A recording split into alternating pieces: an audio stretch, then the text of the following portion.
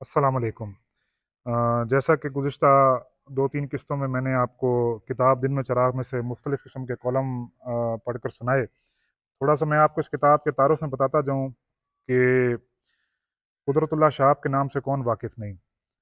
मेरे वालिद साहब की इस किताब के लिए उन्होंने और उनके वालिद साहब के हवाले से लिखा कि अब्बास ख़ान ज़िंदगी के हल्के-फुल्के पहलुओं की तरफ मुतवज्जा नहीं होते, बल्कि संजीदा मौज़ूआत पर कलम उठाते हैं।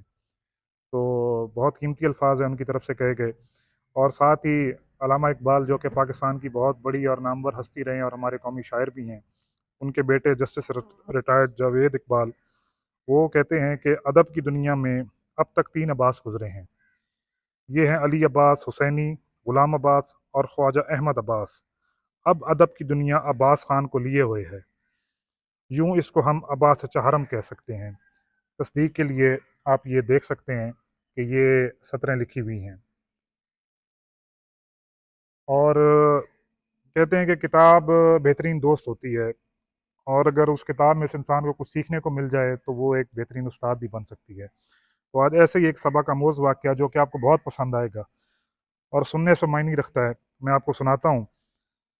तो आइए। जो आज का कॉलम है उसका उन्वान है शागिर्द।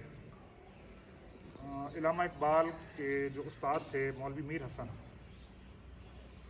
इल्लामा इकबाल के 2 मज़ीद क्लास फ़ेलोज़ रुकनुद्दीन और निहाल सिंह भी जो थे वो इन्हीं उस्ताद मीर हसन के पास पढ़ते थे, और उन्हीं के बारे में इस कॉलम में तज़किरा किया गया है। उनमें से एक रुकनुद्दीन गैर मुस्लिम धोबन का बेटा था। ये धोबन मौलवी मीर हसन यानी कि जो इल्लामा इकबाल के उस्ताद थे, उनके घर कपड़े धोने आती थी। तो मौलवी मीर हसन साहब ने धोबन के इस बेटे को अज़राए मुरव्वत पढ़ाना शुरू किया। वो अपनी मर्ज़ी से मुसलमान हो गया।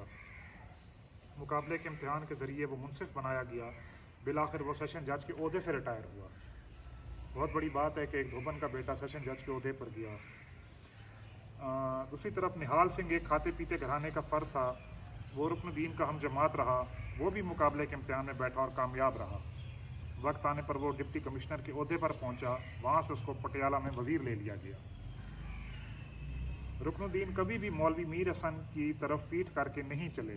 उनके एहतराम में इन्हें मिलने जब भी आए तो वापस होते हुए उल्टे पांव चलकर बाहर की तरफ गए, यानी कि अपने उस्ताद की तरफ कभी भी कमर नहीं की, अपनी पीठ नहीं की, उनके एहतराम में। इसी तरह निहाल सिंह अपने उस्ताद की मौजूदगी में कभी भी कार पर सवार न हुए, यानी कि जब भी वो अपने उस्ताद मोहतरम के साथ होते थे तो कभी कार पर सवार नहीं होते थे जो उनके पास थी। कार पर जाते हुए उस्ताद की नज़र पड़ गई तो कार से उतर पड़ते।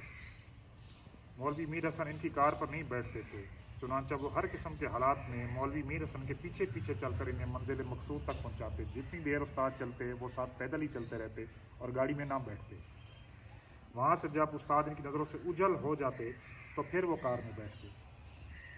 तो बहुत कुछ सीखने के लिए है कि उस्ताद की इज़्ज़त और कदर व मंजिलत अगर कोई करना चाहे तो देखें कि लोग किस किस तरीके से करते थे। उम्मीद है आपको ये वाक़या पसंद आया होगा। बहुत शुक्रिया। अल्लाह हाफ़िज़।